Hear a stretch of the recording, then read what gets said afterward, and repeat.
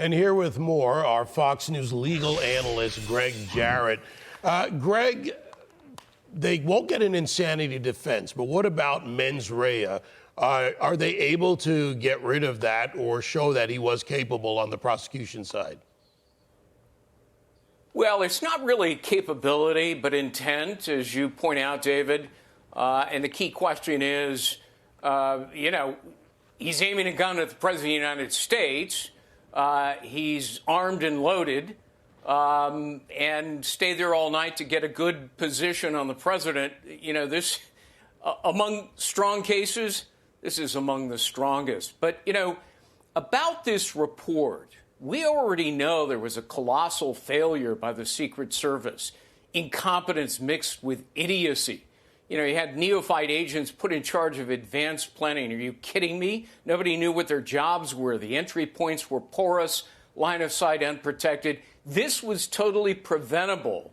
Now, fortunately, Trump has installed a new director to clean up their act, so that'll happen. It's already happening, and the president will finally get his eyes on the full report next week. He's inclined, he says, to release it to the public. He absolutely should, because Americans deserve a complete accounting, warts and all. I think it's so interesting, Greg, and I want to pick up there about his commitment to transparency, because there are still a lot of questions about how these two assassination attempts could have even unfolded. What do you make of his, promise that he's going to release whatever information that he can at this point? Before we even have this trial, the trial is set in this case with Ryan Ruth in September. Should there be a report released before that? Well, Louis Brandeis, a great Supreme Court justice, said sunshine is the best disinfectant when it comes to truth and transparency, and he's right about that. We need to know some answers to important questions. Why did this guy, Thomas Crooks, have 2 foreign apps on his cell phone? Is that unrelated or not? Why was the FBI so secretive about all of this? It's changing now with Kash Patel in charge. But the question remains, and people deserve an answer, was there a larger plot involving other bad actors? If not, tell us that. Show us the report. All right, Greg, we're going to stretch your legal brain here. The administration's deportation effort is well underway, and DHS Secretary Kristi Noem said that she would not be deterred by potential leakers inside the agency, and she apparently means it.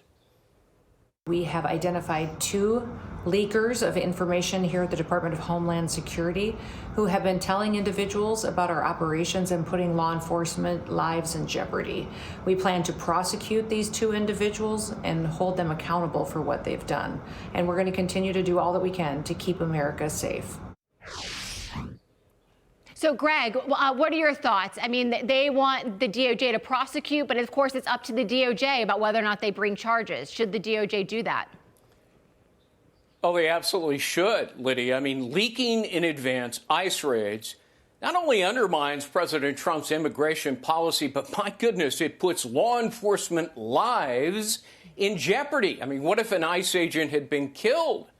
I mean, the leakers should be criminally prosecuted for obstruction of justice, up to 10 years behind bars. I'd throw the book at them. And for these illegal immigrant groups that are instructing illegals how to avoid getting caught, evade detection, they should be prosecuted as well, because it's a felony to interrupt, hinder, or impede federal officers when they're discharging their duties. And that's what's going on here. And finally, all these sanctuary city and state officials who have been harboring and shielding and concealing migrants, they are also committing crimes. They are aiding and abetting illegal activity. They need to be held accountable. All right, we're going to keep you for more, Greg.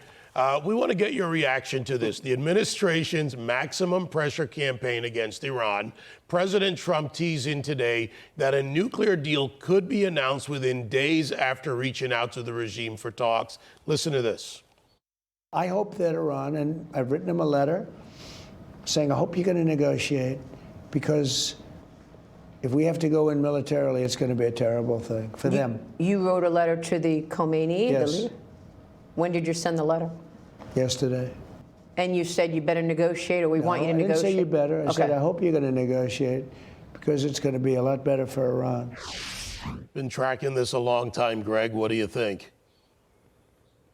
Well, David, Trump is not a neocon warmonger. He's the opposite. You know, he looks for deals to secure peace, avoid war, but he is also not afraid of threatening military force. It's an effective negotiating tool along with the leverage of economic power, which is tremendous. You know, the problem with Iran is they lie, they cheat. They knew Biden was weak. He gave them $6 billion while caving in to a hostage deal. And then he gave them access to $10 billion more. Is it any wonder that it only emboldened Iran? They accelerated their enrichment program instead of dismantling it as they promised. You know, Biden was completely snookered. And now Tehran is closer than ever to producing 6 nuclear bombs. Fortunately, Israel has remarkable intel capabilities. They'll never allow that to happen, nor should the U.S. The mullahs are a brutal regime dedicated to annihilating the Jewish state, and death to America is still their stated goal. It's hard to reason with maniacal people, but, you know, Trump is trying to do it. He's got one thing Biden doesn't have. The mullahs fear Donald Trump. Well said, Gregg Jarrett. We are so glad you could join us. We have to leave it there for now, but I'm sure we will see you very soon.